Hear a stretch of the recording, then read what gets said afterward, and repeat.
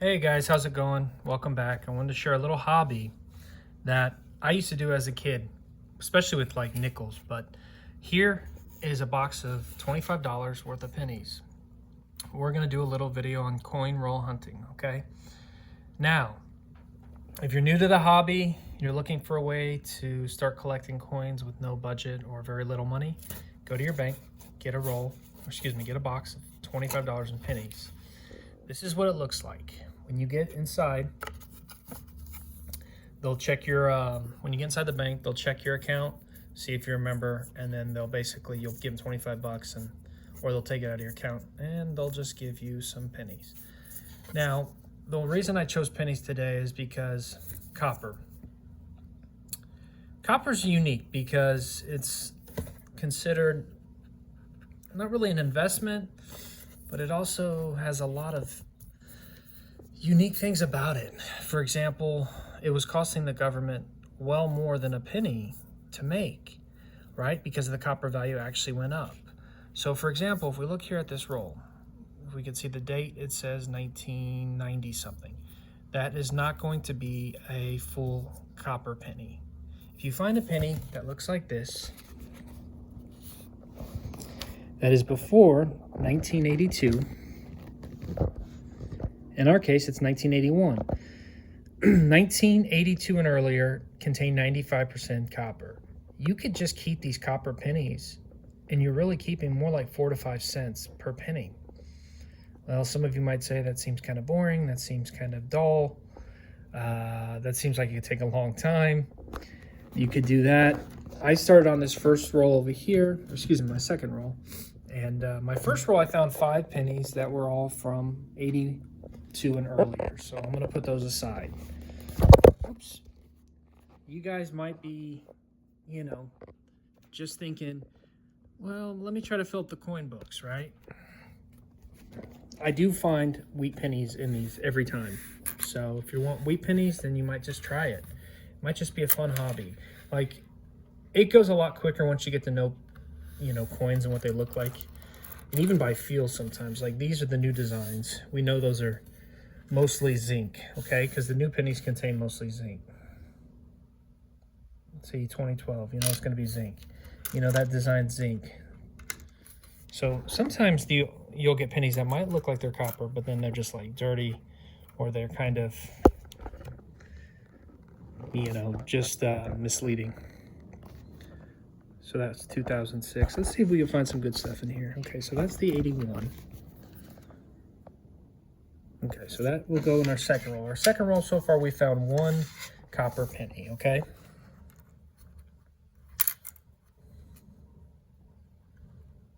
$83. Nope. This one kind of looks like it could be. And hopefully you guys can see that. And it is 79. So what we do is we put that in our copper stack. So this second roll so far, we have 2 pennies that are copper. I don't do this often. I wanted to make a video on it. I wanted to give people some ideas. If you're new to the channel, I go over all types of collecting, investment, different strategies, buying, selling at the right price. I need to update you guys. I haven't made videos lately. I have sold some coins recently.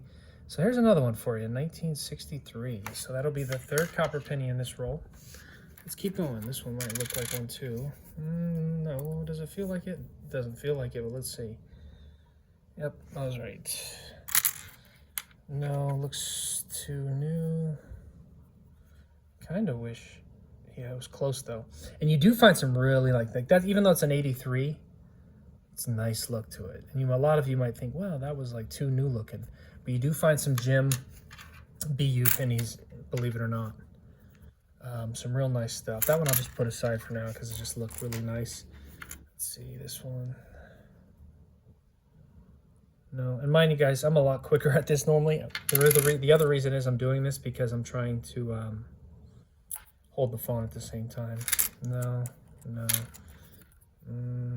probably not. That bottom one looks like one. Let's see if I'm right. And of course, I could feel the weight already. And it's an 81. So there we go. Second roll, guys, you got 4 more copper pennies. So like I said, I just want to make this video, put this out there. And what I'll do is I'll just take these copper pennies, push them to the side. You will have to re-roll them if you want to put them back to the bank, or you can just do what I do and just put them in like a bucket or a tub or whatever, and you'll know that you could turn those in eventually. Or if you want to somehow a strange form of saving where you just want to keep pennies and save them up, hey, but I really like to save the copper ones. I really think there's something to be said there. I think copper has seen shortages in the past. And you know what's funny is, you know, the United States has, specifically when we had our shortages, they would go and grab pennies and get copper pennies out and use the copper, you know. So it's really unique because metals, as we've seen in the silver market, they go up and down. So 82 and earlier, your pennies. If you have a kid and they want a hobby, get them into coin collecting early. Try it out. I used to do this with nickels. There were silver nickels, guys, to be had. Maybe I'll do another video on that sometime. But those were called the wartime nickels. It is such a fun hobby. I don't think I'm going to edit this video to the point and tell you what I end up pulling out of all these. I just wanted to do one. Actually, you know what? We got half a roll left. Let's just do a half a roll and end this. I'm not trying to make this video so long.